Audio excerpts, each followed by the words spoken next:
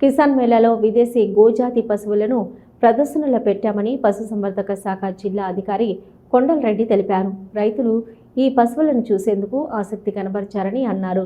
Holstein physician రకం ఆవులు అధిక పాల దిగుబడిని ఇస్తాయని అన్నారు. ఈ ఆవుల ధర ఒక్కటికి 50,000 నుంచి 70,000 వరకు ఉంటుందని తెలిపారు. రోజుకు 10 లీటర్లు పాలిస్తాయని అన్నారు.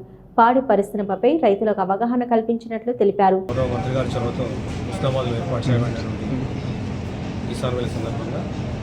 పశుసంవర్ధక శాఖ తరఫున వివిధ రకాల స్టాల్స్ ఏర్పాటు చేయడం జరిగింది.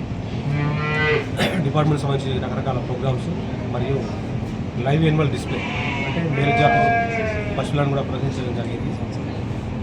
అనేక రకాల చెందిన గొర్రెలను పెట్టడం జరిగింది. అదేవిధంగా అధిక పాల దిగుబడిని ఇచ్చినటువంటి హెచ్ఎఫ్ జెర్సీ, దేశవాళీ రకాలైనటువంటి ఒంగోల్, సాయివాల్, గిర్ రకాలను కూడా ఇక్కడ ప్రదర్శనకు ఏర్పాటు చేయడం జరిగింది. అదేవిధంగా పురాజాతి గీతలను కూడా ఏర్పాటు చేయడం జరిగింది. రైతుల కింద ఆర్థికంగా నిలదొక్కుకోవాలంటే, వాళ్ళ కుటుంబ పోషణ గడవాలంటే వారికి ఇన్కమ్ కావాలి కాబట్టి వాళ్ళు వీటి పట్ల ఆసక్తి కనబరచడం జరిగింది.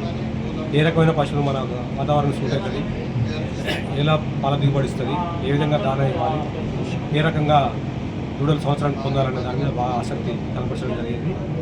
చాలా ఆసక్తితో అన్ని రకాల విషయాలు తెలుసుకోవడం జరిగింది.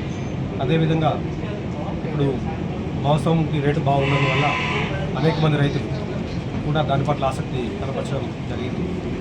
ఏ విధంగా ఏ రకంగా జాతి గొర్రెలు పెంచుకుంటే మనకి మాంసం ఎక్కువ వస్తుంది, రేట్ ఎక్కువ వస్తుంది, దాని ద్వారా అధిక ఆదాయాన్ని పొందే అవకాశం ఉందని అందు నిమిత్తమై నెల్లూరు గొర్రెలను ఏర్పాటు చేయడం జరిగింది. దాని పట్ల కూడా ఆసక్తి కనపరచడం జరిగింది.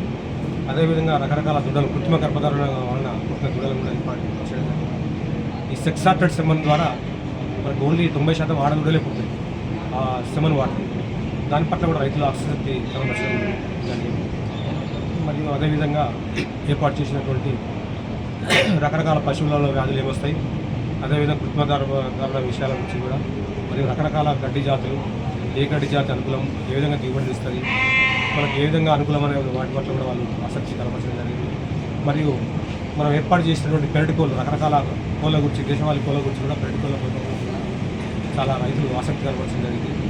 గుడ్ల కోసం కానీ మాంసం కోసం కానీ మనకు ఉన్నటువంటి ప్లేస్లో చుట్టూ కానీ బయట పెరట్లో ఉన్నటువంటి ప్లేస్ కానీ తోటలో ఉన్న ప్లేస్లో కానీ ఏ రకమైన కోళ్ళం పెంచుకుంటే బాగుంటుంది కనబరచడం. దానికి రైతులు మాత్రం కొంత ఆసక్తితో ఏ విధంగా ముందు మనం ఏ విధంగా చేసుకుంటే మనకు లాభాలు ఉంటాయి, పశుపోషణ పట్ల ఏ విధంగా ఉండాలనే విషయంలో ఆసక్తి కనబరచడం జరిగింది. అదేవిధంగా NLM national livestock mission ద్వారా ఈ గొర్రెల మొక్కలు ఏర్పాటు చేసుకొని కొత్త పద్ధతిలో, సాంద్ర పద్ధతిలో ఎలివేటెడ్ షెడ్ అనేది, ఈ రకమైనటువంటి ఎలివేటెడ్ షెడ్ ద్వారా కూడా కొంత ఉత్సుకతను, ఆసక్తిని కనపరచడం జరిగింది. ఏ విధంగా ఉంటుంది, చేస్తే బాగుంటుందా అనే విషయంలో రక్షణ ఉంటుంది, వర్షం నుండి రక్షణ ఉంటుంది, వ్యాధుల నుండి రక్షణ ఉంటుంది. గుట్టలలో కానీ మనం ఇక్కడ ఏర్పాటు చేసుకున్న బాగుంటుంది, ఇంటి దగ్గర కూడా ఏర్పాటు చేసుకోవడం బాగుంటుంది. ఒక కొత్త పద్ధతి ఎలివేటెడ్ షెడ్ కూడా మనం ప్రదర్శించడం జరిగింది. దాని పట్ల కూడా అనేక మంది రైతులు ఆసక్తి కనపరుస్తున్నారు. అయినా కూడా మా వంతు ప్రయత్నంగా మేము ప్రయత్నం చేస్తున్నాము, అన్ని రకాల పశుజాతులు ప్రదర్శిస్తున్నాము. రేపు కూడా మా వంతు ప్రయత్నం చేస్తాము రైతుల కోసం. రేపు చివరి రోజు రైతులు వస్తారని ఆశిస్తున్నాము.